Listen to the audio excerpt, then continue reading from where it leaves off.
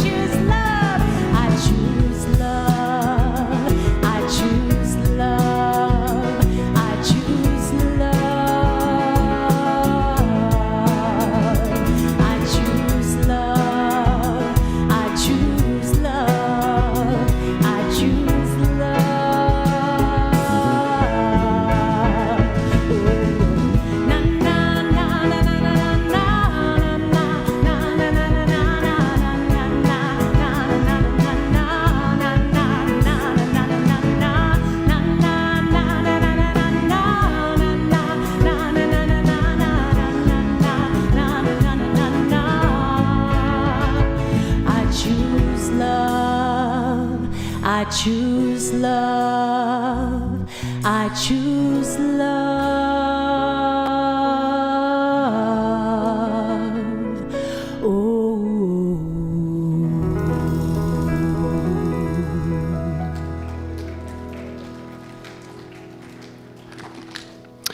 Good morning. Welcome to the Center for Spiritual Living in Santa Rosa. I'm Russ Laguerre. I am your assistant minister, and I'm so glad to be here with you today. And can we please give some more love to Astra and the gentlemen of the band? Now, whether you're here in person or you're watching online, please know you are very welcome here. Before we read our mission together, I want to pause for a moment. Last week, Nepal and Tibet experienced a flash flood that has led to the loss of hundreds of lives, with thousands still missing. I invite us all to hold close to our hearts those impacted by natural disasters, violence, poverty, infrastructure insecurity across the world, including Haiti, Guinea, and Zimbabwe. Please join me in a moment of silence for them.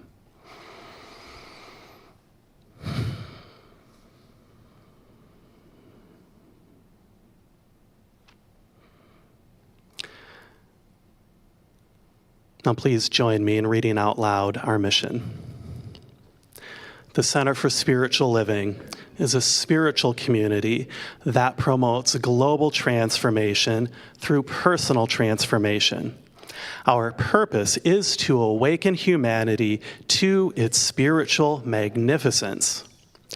We are motivated by a compelling global vision that inspires us to bring the gifts of compassion, integrity, and loving kindness to the world through our programs and teaching. Together, we are helping create a world that works for everyone. And this month we are exploring the divine feminine through the lens of pagan spiritual traditions. And one aspect of pagan spirituality that I've always appreciated is how many traditions recognize both the light and the dark. And many of these traditions teach that we don't need to be afraid of the shadows of the heart. In fact, it's often in embracing these shadows that we're encouraged to pause, reflect, and discover the depths of the spirit within. And we can discover that spirit within ourselves through our 5 core spiritual practices. And would you please read those with me? Spiritual study, affirmative prayer, meditation, selfless service, and spiritual circulation. I'd now like to take a moment to welcome our new members in our community. Every year we run 2 new member orientation workshops for those who wish to affirm their membership in our community. And so today I have the honor of welcoming, there it is, Beth and Elizabeth and Jane and Joan and Lainey and Lee, Linda, Mariana, Shelley, Stan, and Tatiana. So give them a big round of applause. Thank you for choosing to call our community your spiritual home. We use flowers here at the center to send messages of love and appreciation to one another. And today's dedication is for our beloved bookstore manager, Sue Sandholm. And it's from Alicia Carroll. And she says, "A big happy birthday to Sue Sandholm, the best bookstore partner, creative partner, travel partner, and beautiful, caring friend that anyone could possibly have. I hope you have a wonderful day today. Hugs and much love, Alicia." Happy birthday, Sue. You can say happy birthday to her in the bookstore if she's in there today. I'd now like to extend a very warm welcome to our first-time visitors. First-time visitors, would you please stand as you're able or raise your hand? We would like to bring you a flower and a welcome packet as a token of gratitude for joining us today.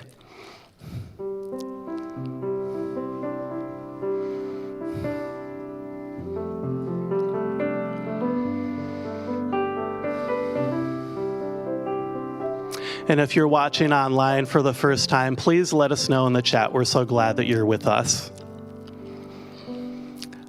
I know that somewhere between the music, meditation, prayer, practices, and Nancy Reynolds' message today, you will find exactly what you need for the next step of your spiritual journey.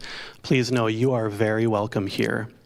Now, please enjoy some music before our short time of silent contemplation and prayer.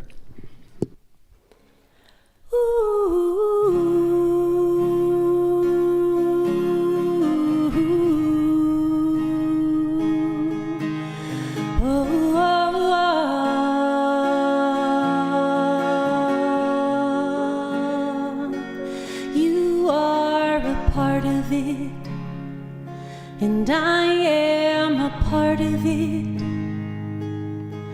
Magic happens everywhere. Take a breath, you'll find it there. You are a part of it, and I am a part of it. Magic happens everywhere. Take a breath, take a breath. Revolving tide, creating life. You are the one, I am the one. Evolving mind, healing life. You are the one, we are one. You are a part of it, and I am a part of it. Magic happens everywhere. Take a breath,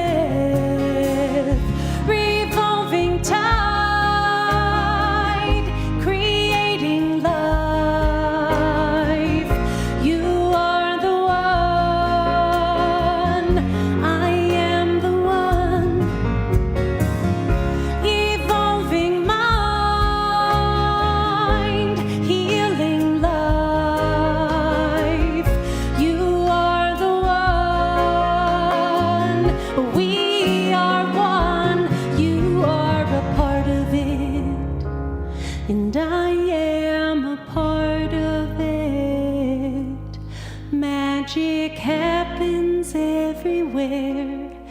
Take a breath, you'll find it there.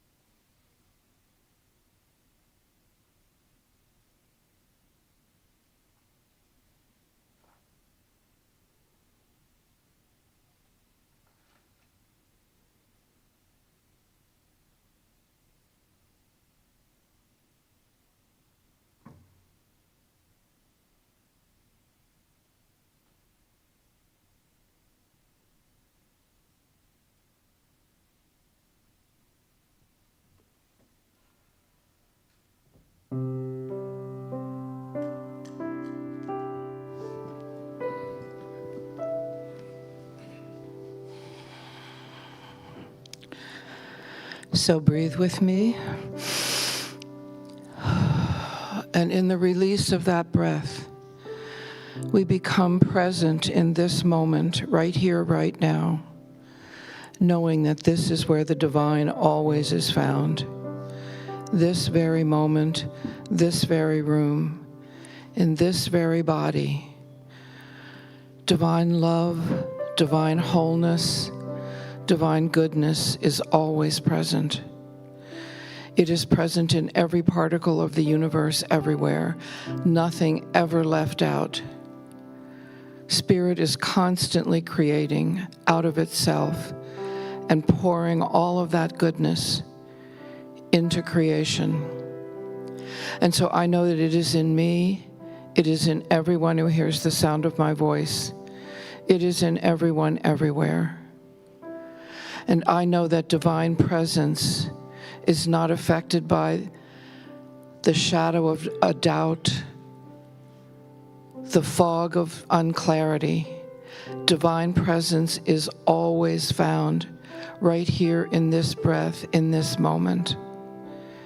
And I know this is true for me, it is true for everyone. That clarity, that peace, that divine guidance, that love is right here, right now. And so I allow gratitude to rise up in me for knowing this truth, for having this prayer. And I release this prayer into the law that always says yes. And together we say, and so it is. Good morning. My name is Anne Marie Cheney. I'm a prayer practitioner here at the center. Please read with me the affirmation. I honor the sacred cycles and dance with the turning of the wheel. And so it is.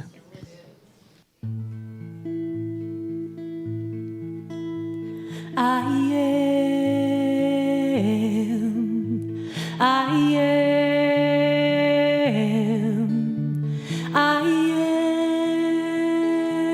am okay. I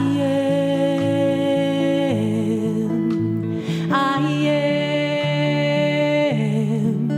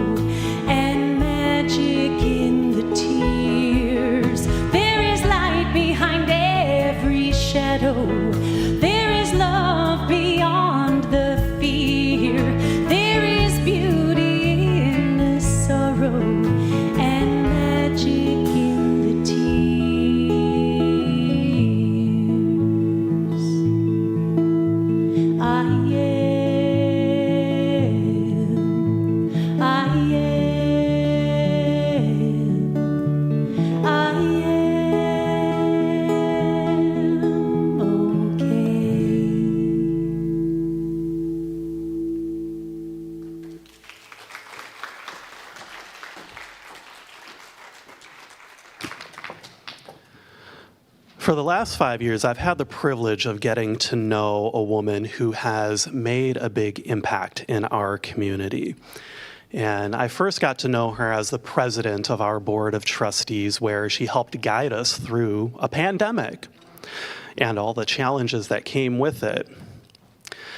I then knew her as the person who helped me make delicious cinnamon raisin bread every Wednesday for our Wednesday evening services. And now I get the joy, along with you, of getting to know her as a pilgrim and pilgrim guide. I'm talking about our very own Nancy Reynolds. And she has a passion for the Camino de Santiago, a network of ancient pilgrimage routes leading to the tomb of the apostle St. James the Greater in northwestern Spain. And for the last 13 years, she has led pilgrims along these trails that have seen thousands of feet, a journey that has changed countless lives. She also hosts a podcast about the Camino for first-time pilgrims called, appropriately, You and the Camino de Santiago. Today, she will share her love and passion for pilgrimage with us. So please join me in giving a warm welcome to Nancy Reynolds. Yes. Thank you, Reverend Russ. So the hardest part of this whole thing is making sure the mic went on correctly. So I think we've got that. All right. Well, good morning. Good morning. Oh, here we are on the last Sunday of a month dedicated to the themes of pagan traditions and the divine feminine.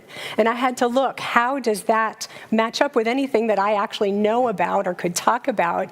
And as you heard Reverend Russ say, the topic is pilgrimage for me. So I'm excited to share with you, and the talk title is Shadows in the Shade, and we've heard that word shadow a few times already.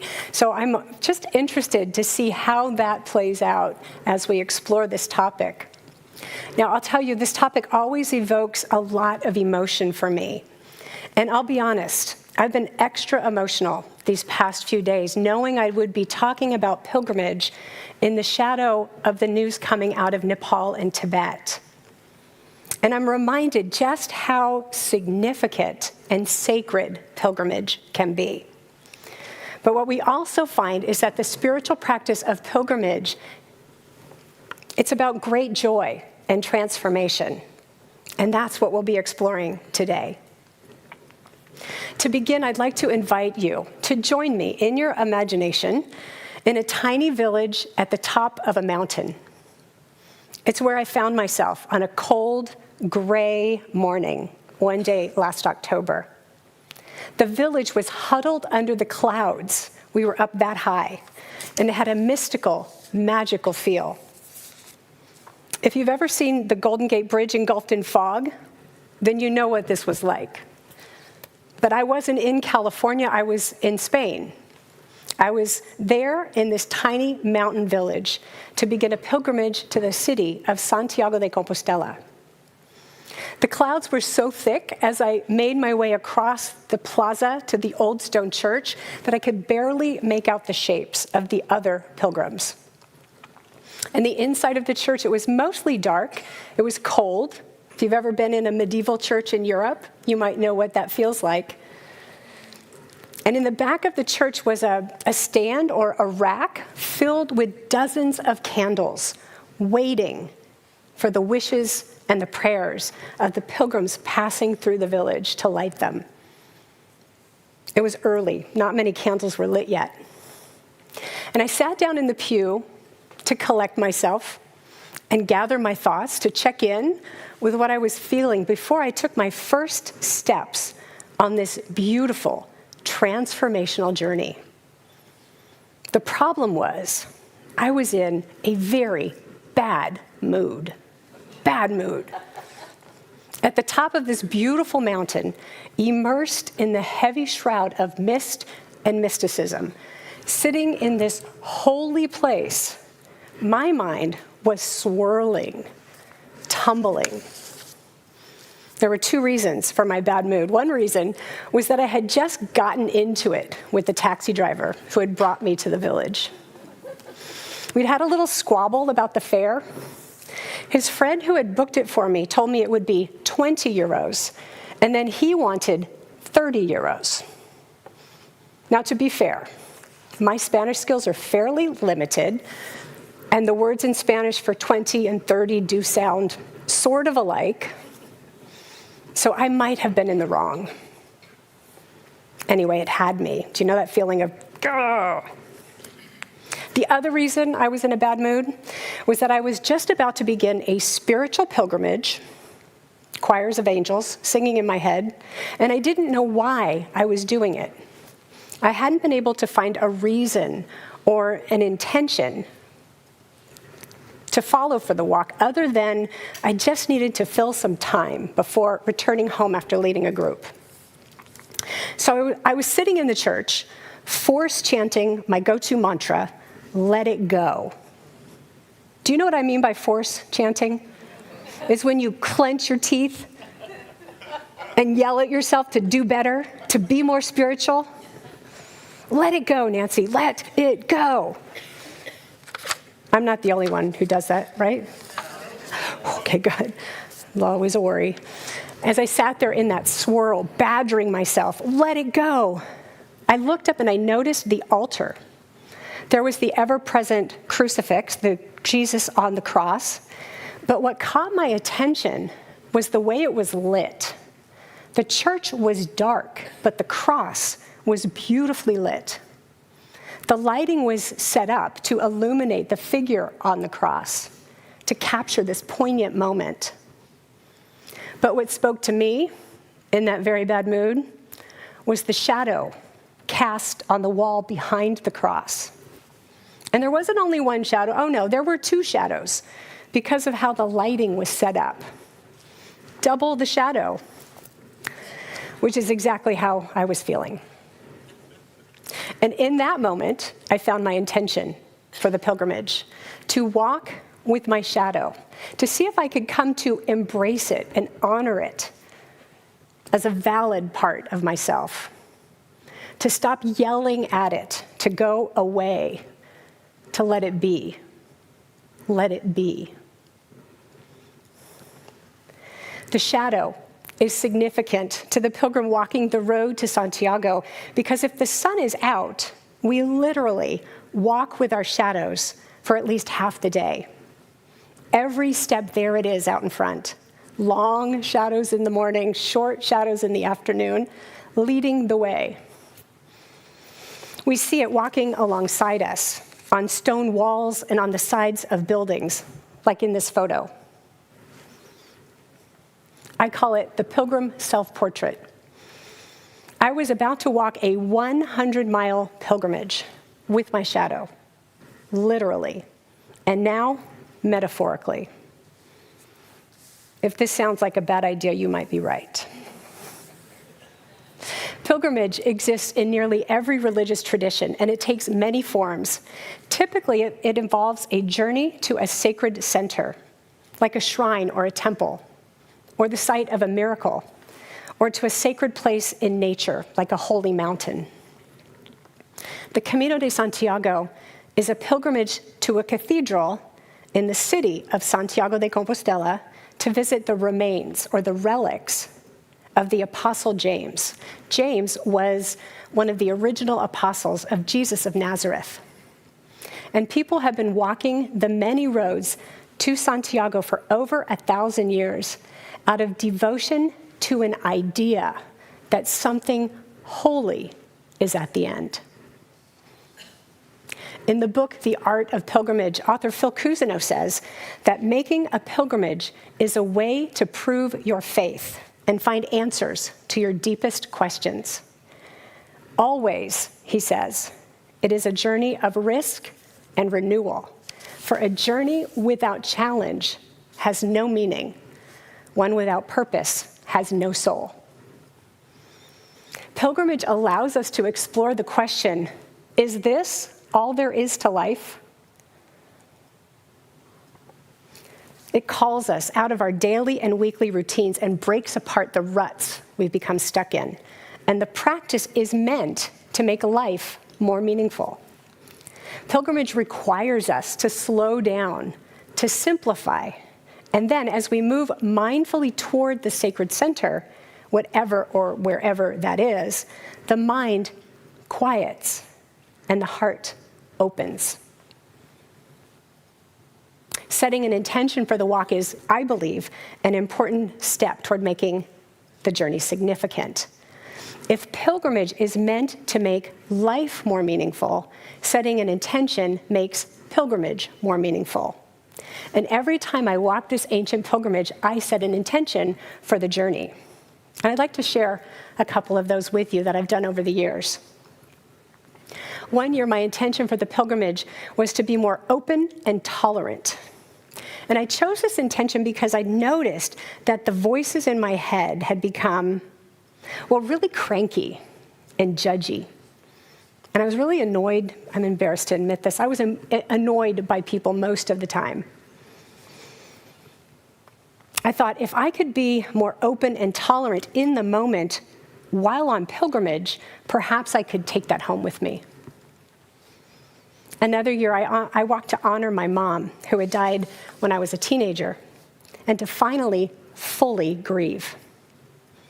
I was 46 at that time, the exact age she was when she passed. And I carried a photo with me. It was my mom, my big brother, and myself from her last Christmas, which, of course, we didn't know would be her last Christmas.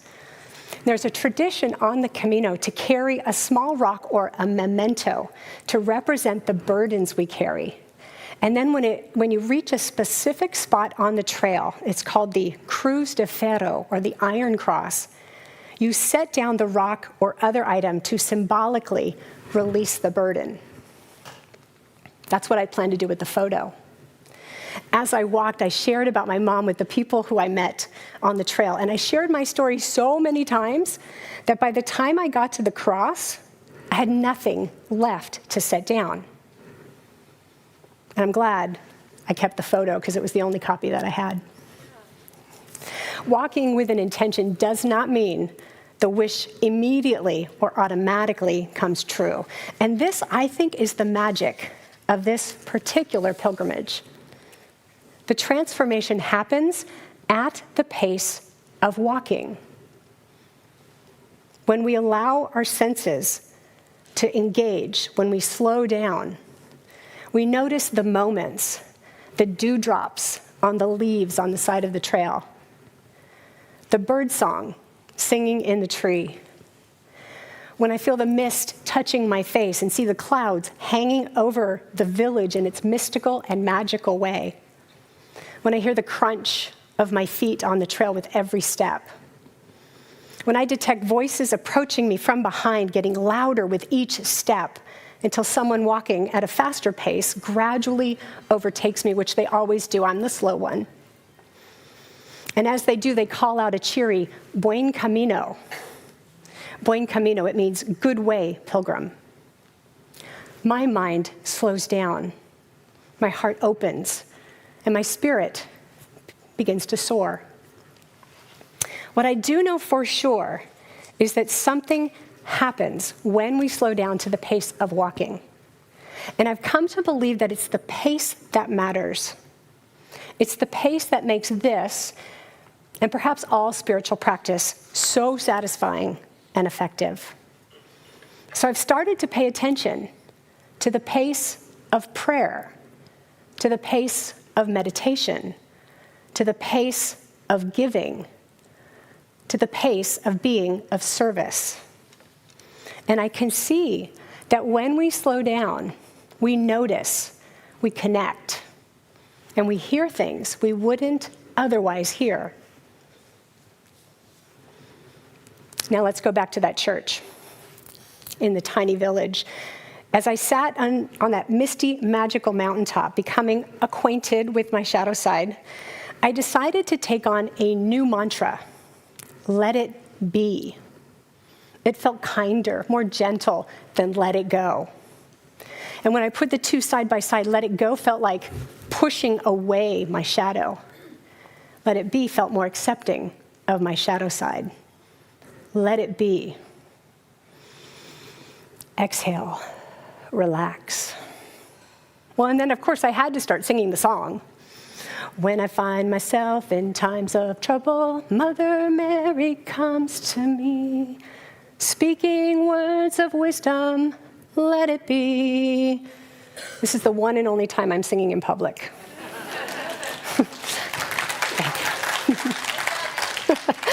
As I sat there singing quietly in my head, because now you know that's better, about Mother Mary coming to me with wisdom, I looked over at the wall to my right, and there was a plaque with the name of the Church of Santa Maria, the Mother Mary, the embodiment of the divine feminine. That moment of connection with Mary reminded me of something, that there is often, maybe always, more going on than meets the eye. The Camino de Santiago is a pilgrimage dedicated to a male saint named James, but in fact, Mary is the most represented holy figure on the entire pilgrimage route. In the book, The Way of the Wild Goose by pilgrim and anthropologist Bibi Barami, we learn that cities, towns, and villages along the Camino have chapels and churches devoted to Mary more often than anyone else, devoted to the embodiment of the divine feminine. Mary shows up in many ways. She is Our Lady of Roncesvalles, who is also known as, I love this, the Queen of the Pyrenees. The Pyrenees is the name of the mountain pass that pilgrims must cross to move from France into Spain. Here are some other ways that Mary appears. As Saint Mary of the 100 Doors, Saint Santa Maria of the Bridge, Santa Maria of the End of the Bridge, Our Lady of the Apple Tree, Santa Maria de las Tiendas, the shops, and my personal favorite, Our Lady of the Dice. This is real. Barami points out that Mary is shown throughout as the source of all life. She's shown as the mistress of animals, and she appears as a guide to take us deeper into our own inherent wisdom. Over the centuries, Barami says, images and statues of Mary have been discovered in springs and caves along the Camino, in trees and on hilltops, and even in rivers.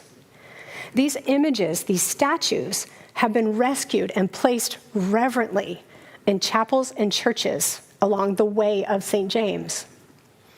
And in these interpretations, we can see that Mary is deeply embedded in the landscape, connected to water, earth, fertility, protection, and local sacred places.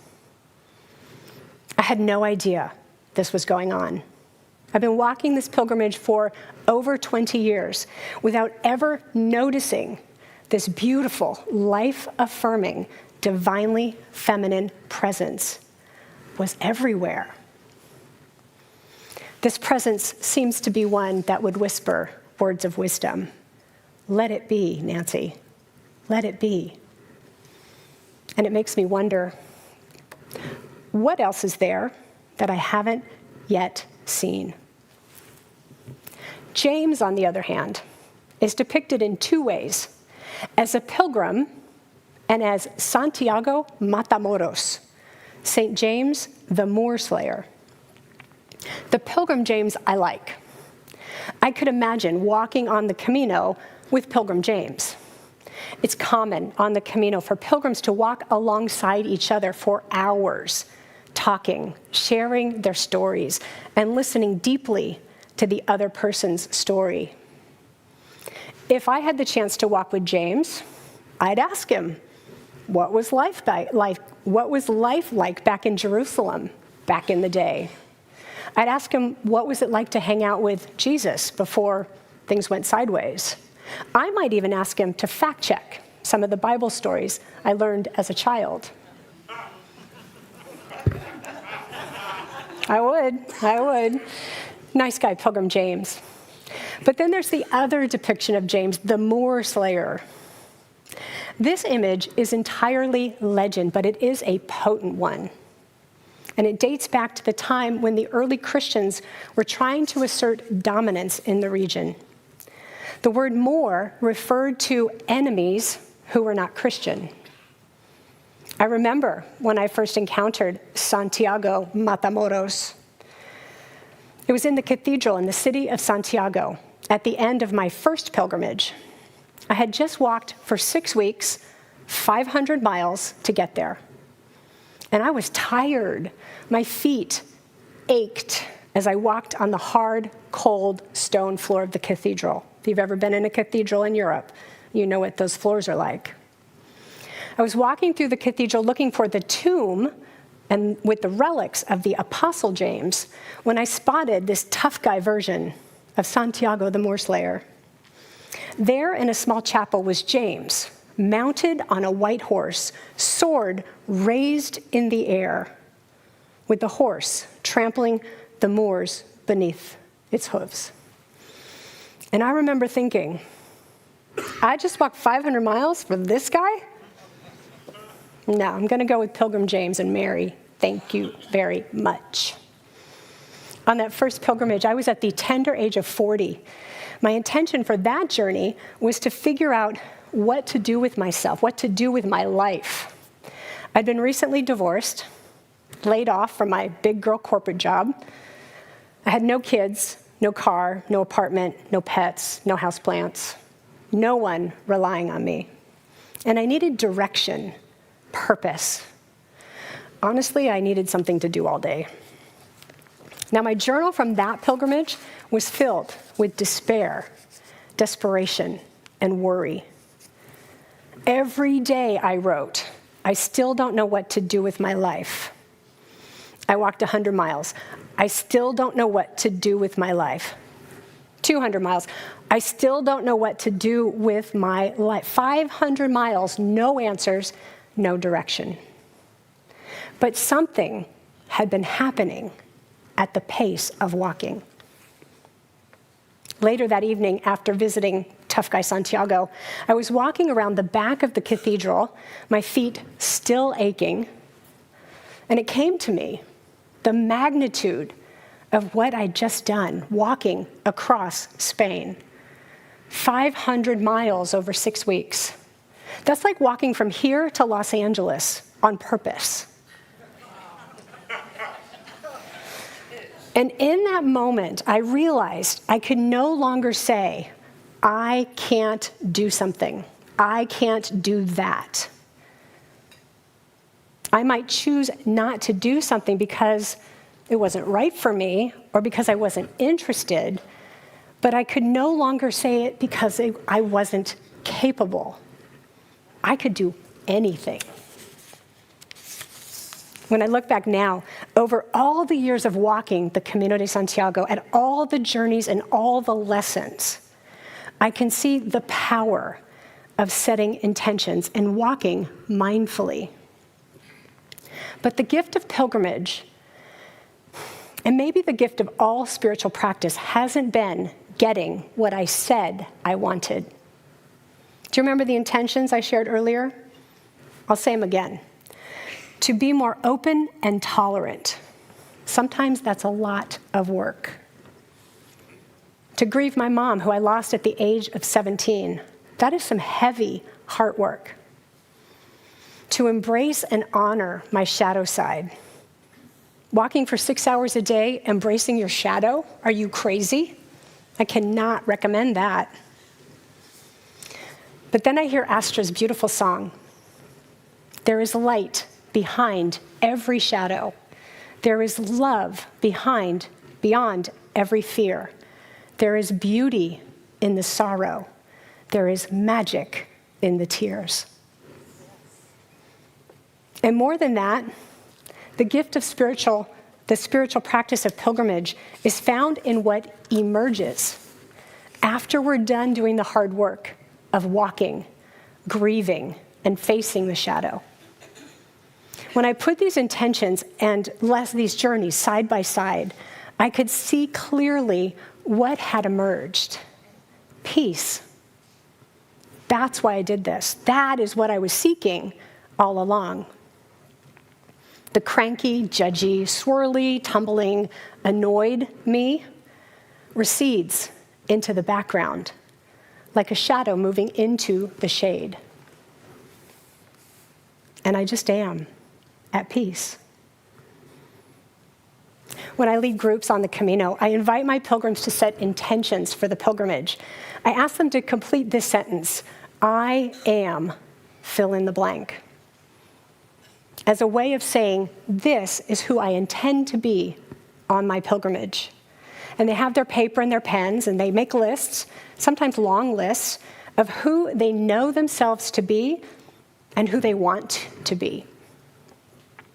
Before they begin the pilgrimage, it's mostly an intellectual exercise. It's like writing affirmative statements for what they hope for. After they finish the pilgrimage, about a month after they return home, I ask them again to complete that statement. I am, fill in the blank. They pause.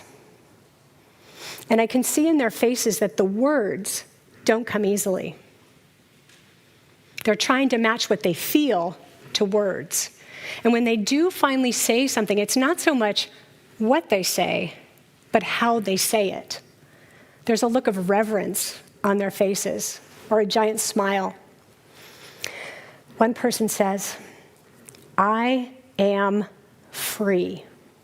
And the word free hangs in the air like a bird in flight.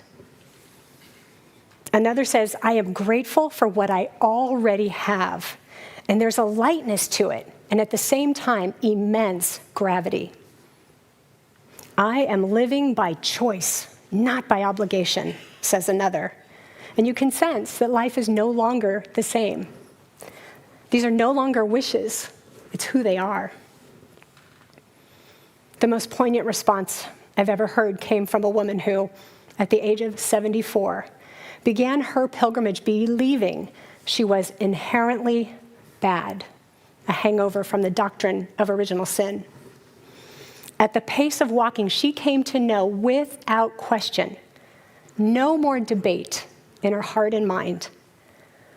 She could say with absolute certainty, I am good. And its basic, irrefutable goodness, her truest self.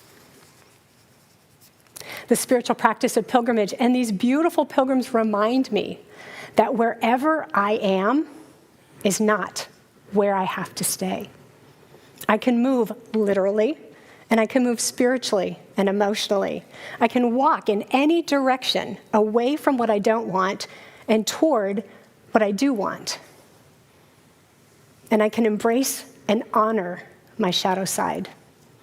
Wherever I am is not where I have to stay. It's as subtle as the moment, you know this one, you strike a match and you hold it up to the wick of a candle. And one moment that wick isn't lit, and the next moment, it is. That's what it feels like when freedom settles in at the pace of walking. When peace lands, when goodness takes hold. I said earlier that the point of pilgrimage is to make life more meaningful. I actually think that that might be the point of all spiritual practice. To do it, to do the practice, enjoy doing it, sure, and then bring its gifts into everyday life. Pilgrimage, by the way, this is good news, doesn't have to be a 500 or a 100 even mile walk across a country in Europe. It doesn't have to be physically arduous or prohibitively expensive. All you need is a journey infused with intention, with meaning, and most importantly, movement toward a sacred center. I'll quote Phil Cousineau again. He says that any journey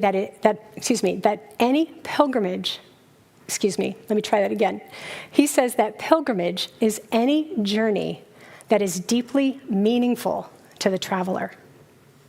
I think that means that if you're a sports fan, A trip to the Baseball Hall of Fame to honor the heroes of the game could be a pilgrimage for you. Or you could celebrate a life of generosity and resilience with a visit to Dollywood. I mean, why not? For many people, time in nature is sacred, and that could be a pilgrimage. A walk on the beach at sunset. A drive up Highway 1 with the windows down. Whatever it is, something magical happens at the pace of spiritual practice. And it seems that there is always more going on than meets the eye. It's when we slow down that we might just discover that each of us is a sacred center. And the true destination is always spirit within. As Ernest Holmes, our founder, said, "You have a friend within you who is closer than your shadow." Indeed. I'd like to share with you a blessing I give to all my pilgrims before we begin the journey. May your steps be guided when the path feels uncertain. May you trust that you are being led, even when you don't know where you're going. May what needs to fall away gently. And may what is waiting to emerge within you find its way within its own time. May you be open to the gentle voice within and to the presence of something greater than yourself walking beside you. When you are weary, may you be strengthened. When you are searching, may you be met. When you are changed, may you recognize it. And when you arrive, wherever that may be, may you know that the journey has already been doing its work within you. Let's close in prayer. There is one infinite presence, one life and one light, moving through all creation and expressing fully in me. This presence is closer than my shadow, nearer than my breath, and it is the sacred center toward which every true journey leads. I recognize that I am one with this divine life, as is everyone everywhere. We are all pilgrims of spirit, already held in its love, already guided by its wisdom, already whole in its goodness. I honor every part of the human journey, the light and the shadow, the questions and the discoveries, the grief and the joy. Nothing in me, in us, is outside the reach of love. And so I accept for all of us a deeper peace and the ability to slow down enough to notice the beauty before us, the wisdom within us, and the holy possibility present in this very moment. We are here now, one with Spirit, and we can choose to stay right where we are, gently and graciously acknowledging freedom and a life filled with meaning. I give thanks for the journey, for each sacred step, and for the inner friend who walks with us always. As I release these words into the law, I let it go and I let it be, trusting that peace is already here. And so it is. Thank you.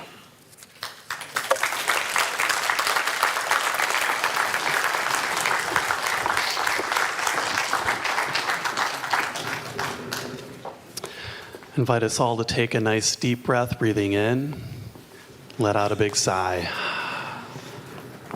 First, I want to say thank you to Nancy for that. That was wonderful, wasn't it?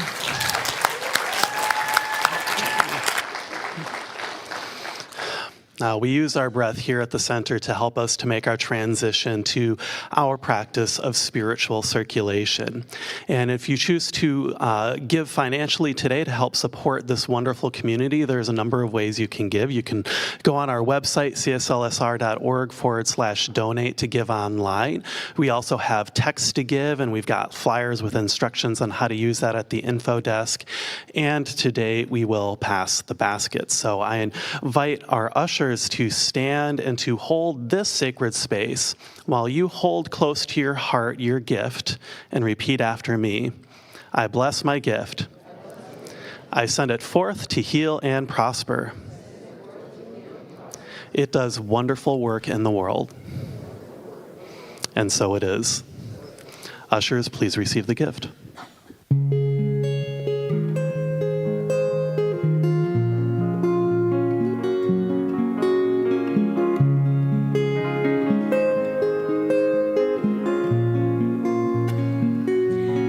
Taking off, gotta go, destination unknown, no holding back, oh no, I'm discovering my flow, I'm saying yes to myself and the fire in my cells, 'cause I'm moving with the mystery, honoring myself, letting go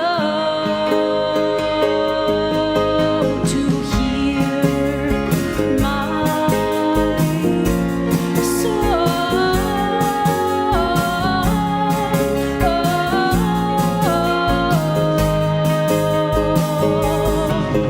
to hear my soul.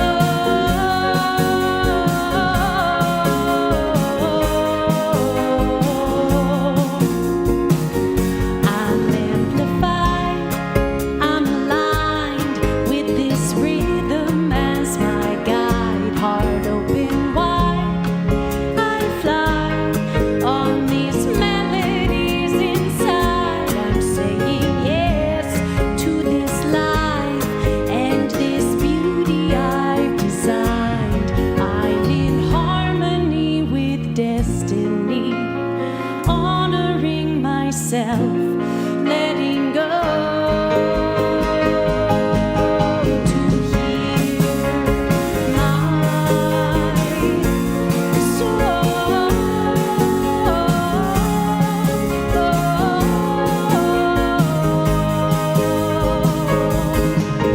to hear my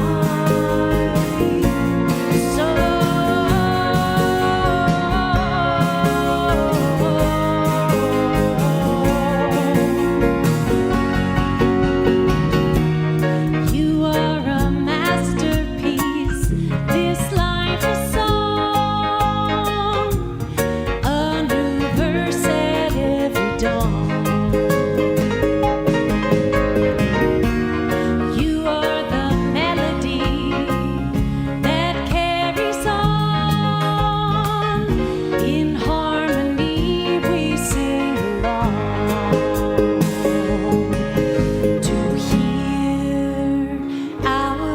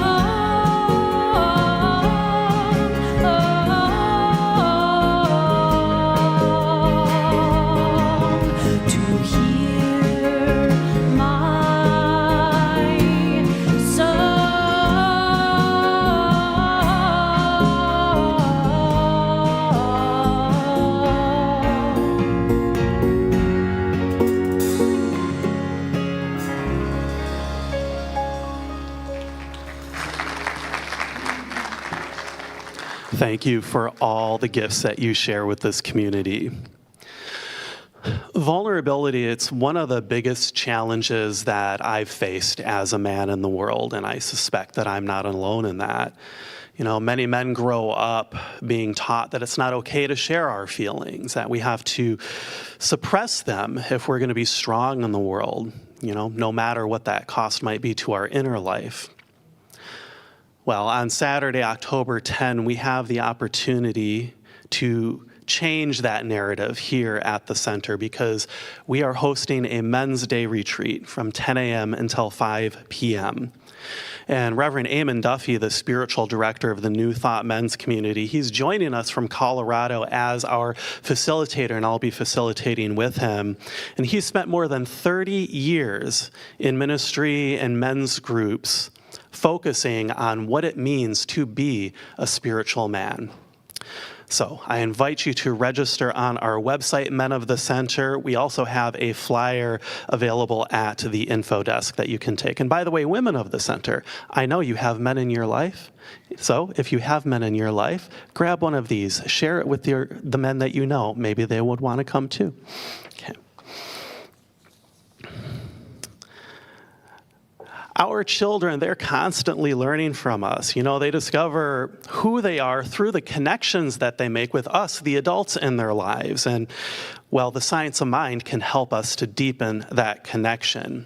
In conscious parenting, practitioner Jennifer Caldwell, who's right over there, she's going to help you draw on the wisdom of our teaching alongside modern neuroscience and mindful parenting practices to help you gain the spiritual tools that can help you out with your children on any ordinary morning.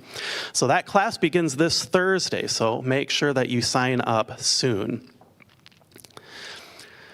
Now, one of the biggest gifts of the science of mind that I've found is learning how I can turn even the most mundane of tasks into an opportunity to connect with Spirit.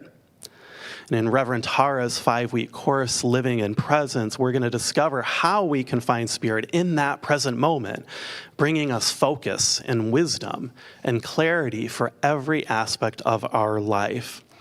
And so that class begins this Thursday as well, and is also available online on Saturday. Now, I want to share, I remember when I answered one of the most important questions in my life. It's one of the most important questions you can ask yourself too, and that question was, what do I want to experience? And I asked myself this question towards the end of the pandemic, and well, the answer led me on my own pilgrimage. It led me here to be your assistant minister all the way across the country from Chicago. And it led me to a life that I love. And that's what practitioner Maggie Cole wants to help you do too. She wants you to help you tune into Spirit so that you can find your own answers to that question, what do you want to experience? And the answer to that question, it lies within, and so Maggie's going to skillfully lead you toward the wisdom that can take you to that life of joy and fulfillment. And that class begins this Friday. Now, hearing about those cathedrals in Spain that Nancy told us about, I'm inspired because I love those kind of buildings that have been standing for hundreds, maybe even thousands of years that are still with us today. And one thing that I know about those buildings is how strong their foundation must be, because otherwise they wouldn't still be standing. Well, that's what we're going to be doing in Foundations of Science of Mind class that starts next week. We're going to build that strong foundation for our spiritual practice. Now, whether you're new to our teaching or you'd like to brush up on the fundamentals so that you can get the most out of your practice, you're going to learn about the nature of consciousness, your mind, the creative powers that govern all life, and the meaning of oneness, all of those core ideas of the science of mind that I know can help you to build your spiritual practice so that no matter how hard the winds of life blow, your foundation is going to let you stand tall. So you can sign up for all these classes and workshops on our website. We have scholarships available for foundations. Just come talk to me after service. All right, now, before I tell you about our roof, Astra has an announcement she wants to make. Thank you. Thank you. Thank you. So this coming Thursday is the first Thursday, so I want to invite you all and remind you that the Joyful Frequency Song Circle is happening this Thursday evening. If you want to experience music as a meditation and a spiritual practice, I invite you to join us 6 to 7:30. Thank you, Asher. I've been hearing so many good things about that. That sounds like a lot of fun.